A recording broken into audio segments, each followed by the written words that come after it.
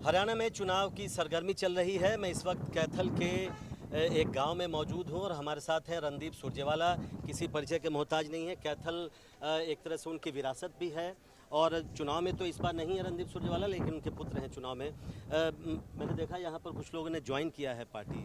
आपके साथ कौन लोग हैं वो और कैसा फीडबैक है आपका?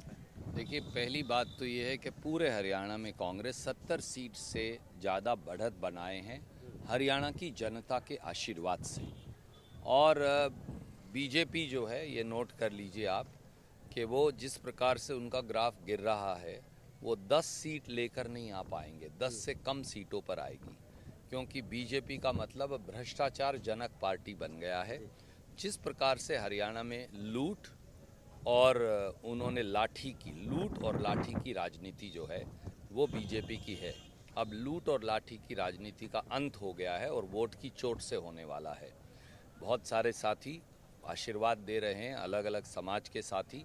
मैं उनका शुक्रगुजार हूँ, ना केवल कपिस्थल की तपोभूमि कैथल में बल्कि पूरे हरियाणा में।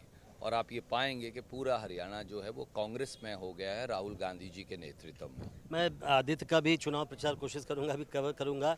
आपका क्या फीडबैक है? वो पहली बार चुनाव मैदान में उतरे हैं।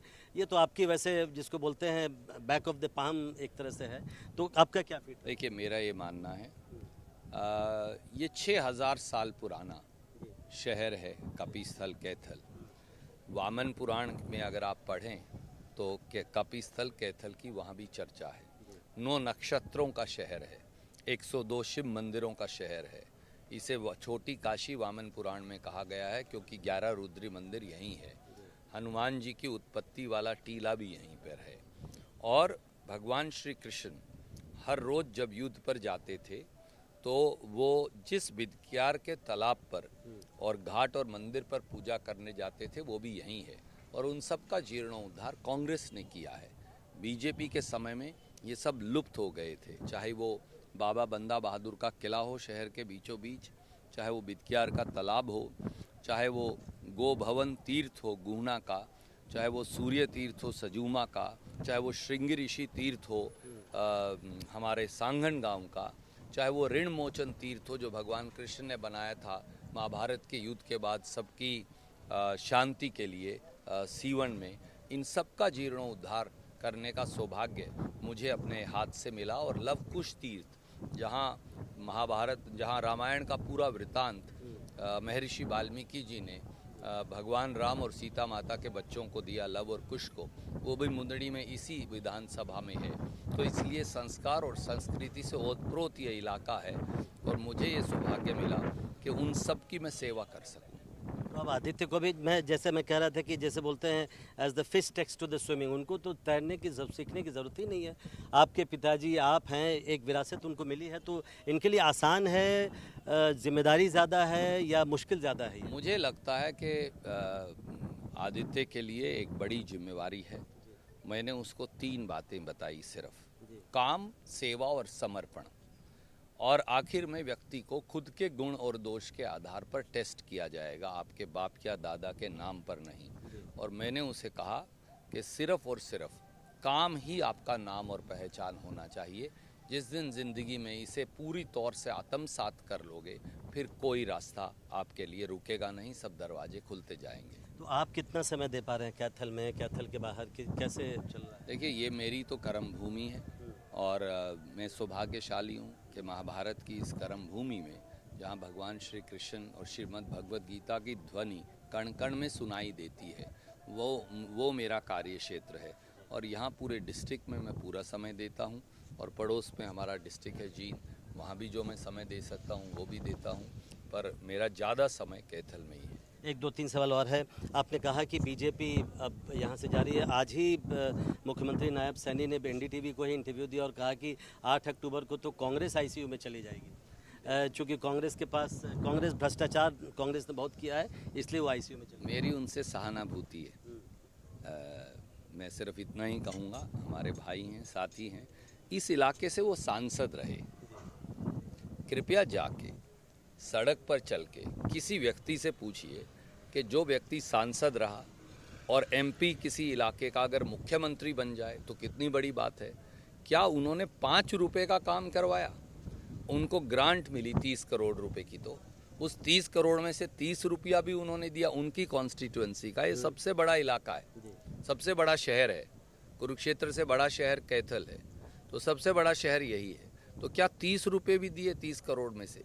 तो जो सांसद के तौर पर फेलियर साबित हुए, मुख्यमंत्री काम चलाऊ मुख्यमंत्री के तौर पर फेलियर साबित हुए, उनसे तो इसी प्रकार की उलझुल बात की उम्मीद की जा सकती है। एक और कमेंट आपका रिएक्शन चाहूँगा। कंगना रनौत ने कहा, आपने देखा था बयान किस तरह से उन्होंने कहा कि 3 काले कानून, जो 3 कानून थे जिनको आप लोग काला कानून कहते हैं, वो फिर से इंट्रोड्यूस करना चाहिए। हालांकि बीजेपी ने तो उसको डिसोन कर दिया। क्या कहेंगे आप? कंगना रनौत हम लोगों को हर रोज गालियां देती हैं, अपने आप थोड़ी दे रही है। किसानों को, खेत मजदूरों को कभी हमें गुंडा बोलती है, कभी हमें बदमाश कहती है, कभी हमें उग्रवादी और नक्सलवादी कहती है। आपका क्या ख्याल है? कंगना रनौत बोल रही है? ये बीजेपी का नेतृत्व और आदरणीय मोदी जी कहलवा रहे हैं उससे। वो उससे गाली दिलवाते हैं और बाद में पल्ला झाड़ लेते हैं। 3 काले कानून वो अब चोर दरवाजे से लाना चाहते हैं हमारे खेत और खलिहानों को खरीदने के लिए। पर एक बात जान लें, पिछली बार तो सिर्फ शांति प्रिय आंदोलन हुआ था, इस बार मोदी की सरकार का चक्का जाम कर देंगे। हिम्मत है तो करके दिखाओ। टिकट बंटवारे से आप खुश हैं सुरजेवाला जी, जो टिकट बंटवारा हुआ है हरियाणा में? देखिए, अब वो समय जा चुका। इसका असर आगे पड़ेगा ना? मैंने आपको कहा वो समय जा चुका।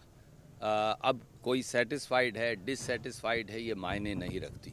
अब केवल कांग्रेस की जीत मायने रखती है। इसलिए मैंने तो उन सब साथियों को जिनकी हम मदद नहीं कर पाए, तो मुझे तो इस बात का आघात उनके प्रति है कि उन्होंने ज़मीनी कार्यकर्ता के तौर पर इतनी सेवा की और हम लोग उनको तवज्जो नहीं दे पाए। पर आज महत्वपूर्ण बात यह है कि व्यक्ति से कांग्रेस बड़ी है और कांग्रेस जो है वो हरियाणा के लिए सेवा करेगी तो ही हरियाणा चल पाएगा। नहीं, क्या ये इसलिए हुआ क्योंकि हम लोग दिल्ली में अखबारों में पढ़ रहे थे कि 89 में से 72 सीटें हुड्डा जी ने अपने लोगों को दिलवा दिया? देखिए, जो जिसने टिकट देनी थी, याद करिए 2005 में भी ये सब कहते थे कि चौधरी भजन लाल जी ने सब सीटें ले ली।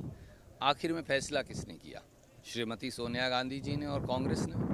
अब भी फैसला राहुल गांधी जी करेंगे और जो फैसला वो करेंगे वो सबको सर्वमान्य होगा। एक आखिरी सवाल, चूंकि मैंने आपका एक इंटरव्यू देखा था, आपने कहा कि आप भी मुख्यमंत्री की रेस में और इसमें कोई गलत बात नहीं है, तो क्या आप आज भी आप कहेंगे कि आप भी रेस में हैं? बिल्कुल, क्यों नहीं। अगर आप जिंदगी में आगे नहीं बढ़ना चाहते तो आपको रिटायर होकर वनप्रस्थ आश्रम में पहाड़ पर जाकर धूनी लगानी चाहिए। मेरा तो अभी धूनी लगाने का समय आया नहीं है। मेरे पास इस प्रांत के लिए एक विजन है। आप ये लहलहाते खेत और ये धान की फसल देखते हैं, आपको ये फसल जरूर अच्छी दिखती है, पर आप जाकर मंडी में पता करिए, किसान आज 1509 किस्म की जीरी 700 और 800 रुपये नुकसान पर बेचने को मजबूर है।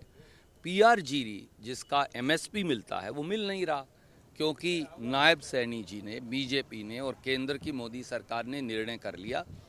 कितने लाख क्विंटल धान आ चुका, पर हमारी खरीदी नहीं हो रही क्योंकि 1 तारीख तक मुलतवी कर दिया हमें तड़पाने के लिए। तो आए दिन किसान पिसता है। किसान के एमएसपी का क्या हल हो, मेरे पास विजन है। मेवात से लेकर यमुनानगर तक किस प्रकार से डार्क जोन हटे और हर एकड़ के अंदर पानी हो, इसका विजन है। रोजगार कैसे पैदा हो, इसका विजन है। तो अगर आपके पास प्रांत के लिए विजन और दृष्टि है तो आपको प्रांत लीड करने की चाहत स्वाभाविक होगी। पर आखिर में व्यक्तिगत आकांक्षा से बड़ा अनुशासन है और जो राहुल जी फैसला करेंगे वो हम मान लेंगे। नहीं, लेकिन आप बने। अब एक आखिरी सवाल, बस ये आखिरी सवाल है। आप सांसद हैं, कई बार हमने देखा है कि जो विधायक होता है उसी में से चुना जाता है। बहुत हल्ला था कि आपको भी टिकट, आप भी लड़ना चाहते थे, शैलजा जी भी लड़ना चाहती थी, दोनों चुनाव मैदान में नहीं है। तो इसका आपको लगता है कि आगे चल के आप चूँकि चुनाव नहीं लड़ रहे हैं, इसका नुकसान उठाना पड़ेगा? देखिए, 2005 में भी हुड्डा साहब सांसद थे, याद करिए, वो एमएलए नहीं थे, चुनाव नहीं लड़ा उन्होंने। ठीक, पार्टी का फैसला है। कल मुझे पार्टी कहे सांसद से भी इस्तीफा दो और केवल पार्टी के दफ्तर में बैठ के काम करो, मुझे मंजूर है। तो जो राहुल गांधी कहेंगे वो हम मंजूर करेंगे। एक आखिरी सवाल, जो गुटबाजी की बस आखिरी सवाल, आखिरी नहीं, मैंने ये मेरा आखिरी सवाल है, जो उसका कहीं नुकसान तो नहीं होगा? जो तरह तरह की खबरें चली पिछले दिनों, आप जान रहे हैं किसकी चर्चा मैं कर रहा हूँ। हालांकि कल राहुल जी ने हुड्डा जी को, शैलजा जी को, मैं था वहाँ पर, दोनों को एक मंच पर वो लेकर आए, इसका नुकसान तो नहीं? कोई नुकसान नहीं होगा। शैलजा जी और मैं आखिर में नंबर 1 कांग्रेसी हैं और हम नंबर 1 कांग्रेसी रहेंगे। बहुत बहुत शुक्रिया इस नोट पर आपका बहुत बहुत धन्यवाद, आपने समय दिया इस व्यस्त समय से। तो ये थे रणदीप सुरजेवाला, विस्तार से उन्होंने ये बताया कि किस तरीके से यहाँ पर उनका कहना है कि कांग्रेस की लहर चल रही है। 70 सीटों का उनका दावा है कि कांग्रेस आएगी और ये एक बार फिर उनका ये कहना था कि मुख्यमंत्री की महत्वाकांक्षा रखना, आकांक्षा रखना कुछ भी गलत नहीं है। उनके पास भी हरियाणा के लिए कई ऐसे विजन हैं जो वो ज़मीन पर उतारना चाहते हैं, लेकिन आखिरी फैसला जो है वो कांग्रेस आलाकमान का होगा, राहुल गांधी का होगा। कैथल से कैमरामैन रोहित के साथ प्रशांत, एनडीटीवी इंडिया।